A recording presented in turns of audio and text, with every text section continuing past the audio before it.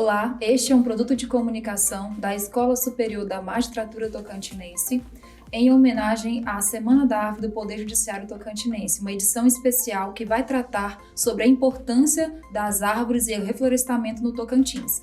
O meu nome é Cíntia Azevedo, sou engenheira ambiental da Coordenadoria de Gestão Socioambiental e Responsabilidade Social COGERSA do Tribunal de Justiça. Nessa edição, estamos aqui com o engenheiro ambiental Thiago Bandeira, formado pela Universidade Federal do Tocantins, possui mestrado em Ciências do Ambiente e tem doutorado em Tecnologia Ambiental pela Universidade de Ouro Preto. Seja bem-vindo, Thiago. Estamos aqui também com a Marla Guedes, que é engenheira florestal pela Universidade Federal do Piauí, possui especialização em gestão ambiental e também mestrado em ciências florestais e ambientais pela Universidade Federal do Tocantins. Seja bem-vinda, Marla. Tiago, eu gostaria que você relatasse um pouquinho sobre a importância das árvores e o reflorestamento aqui na nossa cidade de Palmas, Tocantins. Sabemos que em nossa cidade nós temos até 40 graus na sombra e isso prejudica vários setores do meio ambiente, inclusive a parte do conforto hídrico. Você pode relatar um pouquinho para nós sobre isso?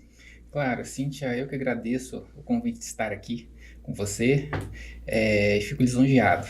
Com certeza, você falando em Palmas, Palmas é uma capital muito promissora com relação à preservação ambiental e à manutenção do conforto térmico com relação à preservação e conservação das árvores na cidade. A gente sabe que hoje em dia há uma melhoria no conforto e na qualidade ambiental em ambientes urbanos em que há preservação da vegetação natural. A gente está falando de Palmas. O Cerrado Brasileiro, a localidade do município de Palmas favorece temperaturas altas, clima seco, ventos fortes, especialmente no final da estação seca. Entretanto, nós temos toda uma política de governo destinada a preservar os recursos florestais na cidade. Nós temos as nossas áreas verdes, dos córregos Brejo Comprido, córrego do Prata, córrego Sussuapara, córrego Água Fria, córrego do Machado. Temos nossa política de arborização, que também é muito favorável na nossa cidade. Enfim, de um modo geral, temos então essa temperatura que é favorável por desconforto ambiental. Entretanto, nós somos privilegiados, pois nós temos todo esse conjunto de ações que tem a ver muito com políticas de governo, mas também tem a ver muito com a conscientização dos habitantes de Palmas, né? Nós gostamos de morar numa cidade como essa, em que nós vemos as árvores, nós vemos os bichos, e eu acho que é um grande desafio conciliar exatamente isso, essa conservação dos recursos florestais, as árvores, e o desenvolvimento da vida na cidade. Muito obrigada, Thiago. Marla, você como especialista poderia nos orientar quais são as características necessárias e interessantes para que as árvores que são plantadas no nosso meio urbano possam ter? Cíntia, muito obrigada pelo convite. Fico muito feliz em estarmos aqui discutindo um tema tão importante para a nossa sociedade. O que devemos levar em consideração ao escolher essas espécies arbóreas para compor um paisagismo urbano, inicialmente o porte, né? Esse objetivo de trazer sombra, então pega árvores com um porte mais alto, dependendo da localidade também, né? Árvores, evitar espécies que te tragam frutos muito grandes, exemplo, a jaca, né? Imagina o transtorno que isso iria causar.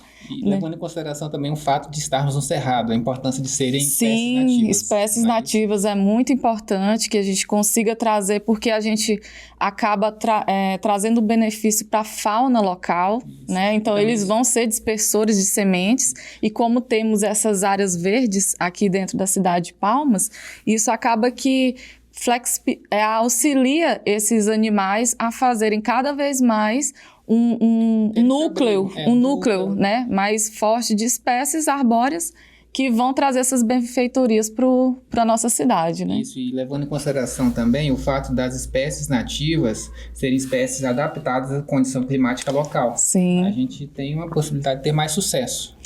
Sim. Ter feito a reprodução. Dentro das espécies nativas ainda temos outras espécies, outros subgrupos que a gente vai levar em consideração isso. São árvores que vão estar expostas a pleno sol, então elas têm que ter uma resistência maior a isso, né?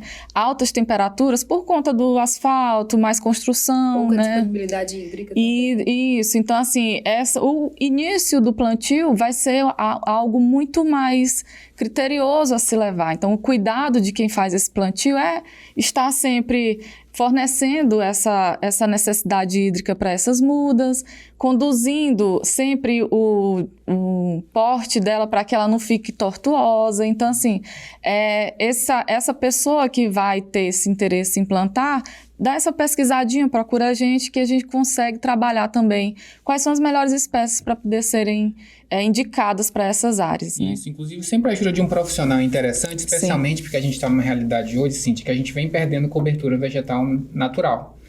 Existe um grande movimento que a gente observa de notícias e de fatos referentes, por exemplo, a queimadas, a desmatamento. Tudo isso envolve perda de vegetação. Isso não é interessante, não é algo, né, positivo. Certo. Tiago, tratando desse assunto de queimadas, nós sabemos que aqui no Tocantins, infelizmente, a gente acaba sendo um foco maior na mídia nacional por estar no ranqueamento das queimadas no Brasil. Certo. Como que a gente pode combater essa questão das queimadas e como que a gente pode reflorestar esses locais que estão sendo afetados diretamente com as queimadas? Isso é bastante interessante a gente colocar essa questão, porque hoje em dia o Tocantins está no cenário nacional em razão dos focos de queimada, focos de incêndios florestais. E, infelizmente, a gente tem uma grande contribuição das pessoas, dos seres humanos. A educação ambiental hoje é um pilar para se mudar, por incrível que pareça, esse quantitativo enorme de focos de incêndio na educação ambiental, porque a gente vê que, prioritariamente, esses incêndios são provocados pela ação antrópica, pela ação do homem. Existe um percentual que é baixíssimo. Por exemplo, acidentes em instalações elétricas de grande porte, raios, a gente chama da combustão espontânea, isso é percentual mínimo. A gente tem realmente atuação do homem. Então, pequenos proprietários rurais, ou então chacareiros, moradores até então da cidade. Isso tem muito a ver com o hábito, com a educação ambiental. Existe todo um trabalho que é governamental de conscientizar, de tentar educar. Entretanto, cabe a cada um refletir sobre o seu papel. Porque o que a gente faz para mitigar essa perda de vegetação florestal anualmente? É trabalhar o reflorestamento. A Marla, engenheira florestal, sabe muito bem disso, da importância do reflorestamento de grandes áreas e a sua importância para a qualidade da natureza. Não é? Sim, com certeza. Depois que causa esse impacto todo, o que nos resta é correr atrás do prejuízo, né? Isso. Então, às vezes, a pessoa não tem a noção do impacto que vai causar, não só naquele local, porque muitos produtores querem só fazer uma limpeza diária, mas não fazem as medidas legais e que precisam ser tomadas para que esse fogo não passe, não aumente, né? Fazer um acero, fazer uma queima controlada, isso é legalmente viável, né? Nesse período que nós estamos agora, não está autorizado a fazer fogo zero, né? Estão suspensas as operações de queima controlada. Sim, todas, por conta do nível que nós chegamos hoje em queimados, de focos de queimadas no estado, né? Mas quando você vai, depois que já causou todo esse impacto, você vai trabalhar a restauração dessa área, então alguns pontos devem ser levados em consideração. Você vai ter que trabalhar espécies nativas, né? Trabalhar a qualidade de mudas. Então, essas mudas, essas sementes que vão ser coletadas, elas precisam ter uma qualidade para irem a campo e, assim, a gente tem uma perca maior desses indivíduos florestais, né? Também pode trabalhar em consórcio com sementes, não precisa só ser o plantio de muda diretamente, existem metodologias para você fazer essa recuperação dessa área. Então, de acordo com a característica do local em que você pretende fazer esse trabalho de recompor, de restaurar, você vai tomar as decisões para que aquele produtor, aquela empresa, ela consiga ter um resultado com uma longevidade maior, que cause impactos positivos não só para o local, mas também para o meio ambiente como um todo. E essa tomada de decisão é que é importante para ser feita inicialmente e assim você conseguir trabalhar uma recuperação com mais qualidade. E acho que não só tomar de decisão, mas o cumprimento da lei. Quando a gente falou em queimadas, educação ambiental, falamos da importância de cada um tem que reflorestar.